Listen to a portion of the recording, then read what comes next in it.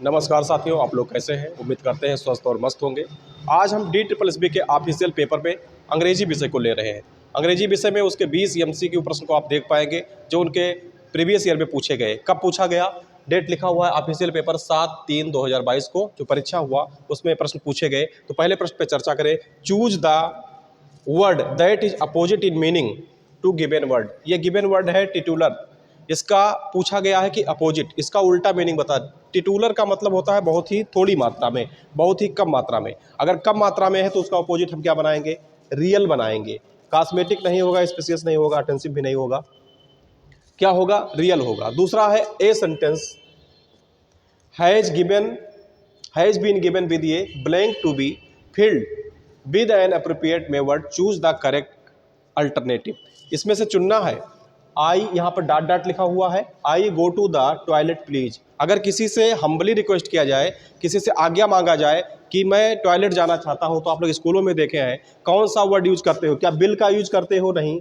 यहाँ पर यूज करते हो मे का, हैव का भी नहीं, शुड का भी प्रयोग नहीं करते हो। क्या बोलते हो? May I go to the toilet please. ऐसा ही तो आप लोग कक्षाओं में कहते हो कि मे I go to the toilet. इसलिए यहाँ पर कौन सा सबसे सही होगा? मे होगा। दूसरा लिखा हुआ है सेंटेंस में, आप लोग देख लीजिए। ये sentence has been given blank to be filled with an appropriate word, choose the correct alternative. The seminar was a because the members, यहाँ पर भरना है। द सेमिनार वाज, यहाँ पर भरना है आपको डिडंट लर्न एनीथिंग। तो क्या करें? अगर कोई सेमिनार है उसको क्या कर दिया जाए? डिसकंटेंट कर दिया जाए, या डिसअपॉइंटमेंट कर दिया जाए, या डिसफंक्शन कर दिया जाए, रिग्रेट कर दिया जाए। यहाँ पर क्या कर दिया जाए? डिसअपॉइंटमेंट कर दिया जाए। डिसअपॉइंटमेंट कर दिया जाए क्योंकि लोग उसके जो मेंबर्स हैं उससे कुछ भी सीख नहीं रहे हैं। तो ऐसे सेमिनार का क्या करना, इससे कोई सीख नहीं रहा है तो उसको क्या कर दिया जाए? डिसअपॉइंटमेंट कर दिया जाए। अगला है आपके सामने, इन the following question out of the given 4 alternative select the alternative which best express the meaning of the idiom phrase. ये दिया गया है be on the bread line. Be on the bread line, अत्यधिक गरीबी में जीवन जीना। इसका मतलब क्या है? अत्यधिक गरीबी में जीवन जीना। To stand in the life hand out, ये वेलफेयर स्टेट, ये भी नहीं सही होगा। टू ब्रेक फास्ट नहीं। टू बी वेरी पुअर, आर्थिक स्थिति बहुत ही खराब होना, बहुत ही आप गरीबी में जीना, इसका अर्थ होता है। अगला प्रश्न आपके सामने है, find the part of given sentence that has an error in it, no error, choose the no error. इसमें दिया है दिस साइकिल इज, ये फर्स्ट आपका है मोस्ट यूनिक थिंग आई है। हाँ, फिर यहाँ पे है have ever seen no error. इसमें बताइए कि एरर कहाँ पर है। इस सेंटेंस को अगर पूर्ण रूप से आप पढ़ें, पूरा पढ़ें, और इसमें बताना है कि इसमें कौन सी लाइन में एरर है। क्या ए में एरर है, बी में, सी में, डी में? अगर डी में एरर करोगे तो कोई एरर नहीं होगा। एक में एरर करोगे तो यहाँ पर कोई एरर दिखे, और उसके बाद में 2 में एरर करोगे तो यहाँ पे कोई एरर दिखना चाहिए। तो कहाँ पे एरर दिख रहा है? The cycle is the unique. जब साइकिल यूनिक है तो उसमें मोस्ट सुपरलेटिव लगाने की कोई आवश्यकता नहीं होती है। यूनिक अपने आप में वैसे ही बहुत भारी भरकम शब्द हो जाते हैं, बहुत बड़े शब्द होते हैं, खुद में ही सुपरलेटिव है, इसलिए यहाँ पर मोस्ट का प्रयोग नहीं होगा। तो एरर कहाँ पर दिख रहा है? 2 नंबर पे आपका एरर दिखाई पड़ रहा है। जब वो यूनिक है ही है पहले से ही, तो उसको मोस्ट लगाने की कोई आवश्यकता अलग से नहीं है। अगला प्रश्न आपके सामने है, the question below consist of the set of labeled sentence of the 4 options given, select the most logical order of the sentence to form a coherent paragraph। इसमें कहा गया है कि हमने इसको सेंटेंस में लगा दिया, जिसका नाम रख दिया PQRS। PQRS नाम रख दिया, तो इसको अरेंजमेंट करना है, क्या ये सब सही लिखे हुए हैं या नहीं सही लिखे हुए हैं। तो इसमें देखते हैं, ये breakfast using plant based bacon substitute and vegetarian suggested would be reduce in carbon footprint by 51% and average vegetarian sausage has about a quarter of the impact of the standard pork sausage. This make it an easy option to significantly reduce the breakfast environmental impact without dramatically affecting flavor. This change alone would reduce the breakfast footprint by 25%। इसकी हिंदी बताने की मैं कोई आवश्यकता नहीं समझ रहा हूँ, क्योंकि जो बालक DSSB की तैयारी कर रहा है उसके लिए, जो KBS की तैयारी कर चुका, उसके लिए इसका हिंदी बताने की आवश्यकता नहीं है। इसको सेंटेंस को पढ़िए, आपके बेहतर समझ में आए। वैसे ये PQIQs हैं, तो इसको ये बिल्कुल ठीक फॉर्म में लिखे हुए हैं। अब इसका सासेज का अर्थ बताएं, हम वेजिटेरियन का अर्थ बताएं, ऐसा इसकी कोई आवश्यकता नहीं है। वीडियो बढ़ती होती चली जाएगी। पोर्क का मतलब बताएं, तो ये सब बताने से कोई फायदा है नहीं। सासेज का मतलब मीट होता है, और पोर्क का मतलब तो ये पिग का मीट है। तो इसमें ये सेंटेंस सभी ठीक प्रकार से लिखे हैं। तो PQRS, ये सभी अरेंजमेंट इसका सही लिखा हुआ है। इसका सभी अरेंजमेंट क्या है? बिल्कुल ठीक लिखे हुए हैं। अगला है 7 नंबर प्रश्न में आपके सामने है, select the most appropriate option to substitute the underline segment in the given sentence, if no substitution required select no improvement as your answer. इसमें कह रहा है despite being tried their best they we are not able to reach the goal. इसमें बता रहा है कि इन सभी लाइनों में कहाँ पे दिक्कत है। डिस्पीट आप बेस्ट ठीक लिखा हुआ है, नो इंप्रूवमेंट की जरूरत है। डिस्पीट ट्राइंग देयर बेस्ट, कहाँ सुधार कर दिया जाए। यहां पर बीइंग लिखा है तो यहां पर ट्राइंग भी होगा, क्या होगा, बीइंग लिखा है तो यहां पर क्या होगा, ट्राइड नहीं होगा, ट्राइंग होगा। तो यहां पर कहाँ दिख रहा है, डिस्पीट ट्राइंग दियर बेस्ट, डिस्पीट दियर बेस्ट ट्राइंग, डिस्पीट तो दियर वाला तो सही नहीं होगा, डिस्पीट ट्राइंग दियर बेस्ट। ये वाला सी ऑप्शन आपका एकदम राइट है, सी वाला ऑप्शन क्या है, एकदम आपका सही है। अगला प्रश्न है आपके, choose the word that can substitute the given sentence. ये close meeting of group person belonging to the same political party. कोई पॉलिटिकल पार्टी अगर एक क्लोज मीटिंग करती है और ग्रुप ऑफ पर्सन लोगों के साथ में बैठ करके, तो उसको क्या नाम दिया जाए, क्लिक दिया जाए, ब्रेस दिया जाए, कोर्टरी दिया जाए। इसका काकस होता है, वो क्या होता है, गुट बैठक होती है। क्या होता है, एक प्रकार का गुट बैठक होती है, तो उसको काकस कहा जाता है। द गवर्नमेंट मस्ट, इसमें दिया है the find the part of given sentence that has an error in it, if there is no error choose no error. The government must invest directly in asserted project that will, crowded होगा भाई साहब, यहां पर क्या होगा, crowded होगा, crowded in private investment. तो 3 number में आपको एरर दिख रहा है, तो 3 नंबर कहां पर दिख रहा है, यहां पर दिख रहा है। क्राउड ना होकर के क्या होगा, क्राउडेड होगा। अगले प्रश्न में आपके देखिए, अगला प्रश्न आपके सामने है, select the most appropriate option the substitute the underline segment in given sentence, no substitution is required, select no improvement as your answer. If he has been began earlier he might had succeed in finishing the project before deadline. यहां पर he might के साथ में क्या होगा, have होगा, और यहां पर ही हैड होगा, क्या होगा, he had began earlier he might have, बाकी सब सही लिखे हुए हैं।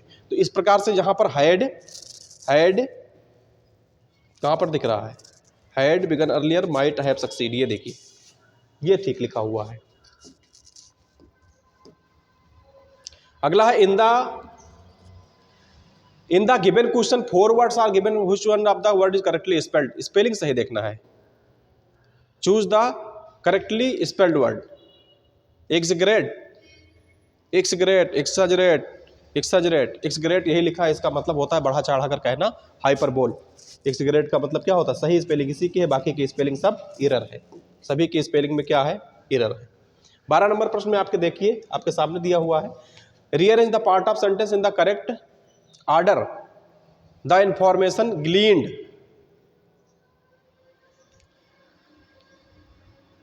अच्छा, इसके आगे लिखना है, द इंफॉर्मेशन ग्लीन्ड के आगे आपको लिखना है, क्या यहां से शुरू किया जाए, क्या यहां से शुरू किया जाए, क्या यहां से शुरू किया जाए, ग्लीन्ड के आगे कहां से शुरू करके इसको इस क्रम में लगाना है। चलिए इस प्रश्न को लगाइए, क्वेश्चन नंबर 12।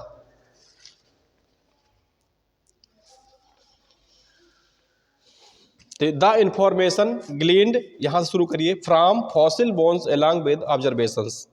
उसके बाद में, इसके बाद में both the movement and musculature of, फिर उसके बाद में आएगा living animal species, help scientist model, how non avian में हैव मूव्ड। ये वाला आपका डी ऑप्शन इसमें सही रहेगा, डी ऑप्शन बिल्कुल सही इसका अरेंजमेंट है। अगला प्रश्न है, in the given question 4 word are given in which one is correctly spelled. फिर से स्पेलिंग रिदम का मिलाना है, रिदम यहाँ पे ही सही लिखा हुआ है कि यहाँ पे सही लिखा हुआ है कि यहाँ पे, ये तो सही नहीं है, ये बिल्कुल सही नहीं लिखा हुआ है, रिदम भी सही नहीं लिखा हुआ, रिदम यहाँ पे डी वाला ऑप्शन एकदम रिदम की स्पेलिंग सही है। रिदम का मतलब लय या ताल। Choose the word that means same as the given, मतलब पर्यायवाची ढूंढना है। अगर सही बात करें तो बेसफुल का क्या सही हो सकता है, साई सही होगा, एक्सप्रेसिव सही नहीं होगा, ग्रेडियस नहीं सही होगा, कावर्ड भी नहीं सही होगा। बेसफुल का मतलब क्या होता है, नर्म, विनम्र, तो उसका साई ही सही होगा। In the following questions out of the 4 alternatives, select the alternative which has express the meaning of idiom phrases. To cut the Gordian knot, to marry, to avoid somebody, to solve difficulty, to new a relationship. To cut the Gordian knot का मतलब क्या है, इसका मतलब है solve the difficulty, किसी समस्या को हल करना। क्या है? किसी समस्या को हल करना क्या है? To cut Gordian knot. ये पैसेज आप बाद में पढ़ लेना, पहले यहाँ पर देखते हैं प्रश्न इसके, बहुत बड़े भारी भरकम है, रोक के पढ़ लेना video. Which of the following work Hogg is deliberate left with holes. इसमें लिखा है private memories and confection of the justify sinner, the poetic mirror, the mimicking medleys, the living birds of Britain. इसको passage को पढ़िए। Which of the following words of Hogg is deliberate left with. चलिए यहाँ पे paragraph को पढ़िए, तभी इसका उत्तर देना संभव है। यहाँ पे पढ़िए। जॉन्स हॉग डिफाइंड कैटेगराइजेशन, ये prolific poet, song writer, playwright, novelist, short story writer and parodist. पूरा पढ़िए, उत्तर बताइए। उत्तर बता देते हैं, पढ़ लेना बाद में। The private memories and confection of justify, इसका ये सही उत्तर है। 17 का देख लीजिए। Why is the was complicated to commemorate Hogg's 25 birthday. इस पे बताना है आपको। According to records Hogg baptism look place in 1970, but he believed he born in 1772। यहाँ पे देखिए 1772 का क्या मामला है, ये देखिए। वाज बॉर्न इन 1772 ऑन, एक बार इससे पहले पीछे भी देख लीजिए। यहाँ पे ये देखिए, record place in baptism on December 9, 1970, but hogs life believed in, वो विश्वास करता था कि हम 1972 में पैदा हुए हैं। तो आपके प्रश्न में क्या लिखा हुआ है?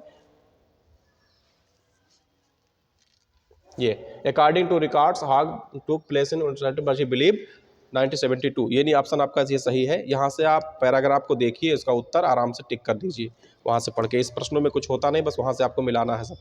Which of the following professions does not define James. James क्या नहीं था? इसमें तो एक ऑप्शन ही गायब कर दिए। नोबलिस्ट था, ये था, ये था, ये सभी था, वो तीनों थे। और इसमें से है what is the synonyms of the word embrace is used in the passage. Embrace का मतलब क्या होता है? एम्ब्रेस का सिनोनिम्स बताना है, एम्ब्रेस का पर्यायवाची आपको बताना है। एम्ब्रेस का पर्यायवाची बताना है, एनरेप होगा। और अंतिम प्रश्न आपके सामने है। अब एक अंतिम प्रश्न पे चर्चा करेंगे। According to the given passage which of the following statement in incorrect about James Hogg के बारे में जो गलत है। He wrote with equal skill in Scot and English, ये लिखता था, बिल्कुल सही है। Lack from formal education, he was labelled as the Ettrick shepherd, ये भी सही है। Fact matter him to more than fiction, ये गलत है। तो इसके बारे में पूछा क्या गया था? अकॉर्डिंग द स्टेटमेंट इनकरेक्ट, उसके बारे में क्या गलत है? चौथा वाला ऑप्शन ही गलत है। आज के लिए हमने इतना इस वीडियो में 20 प्रश्नों पर चर्चा किया। आगे फिर से आपसे मिलेंगे, आज के लिए बस इतना ही रहेगा।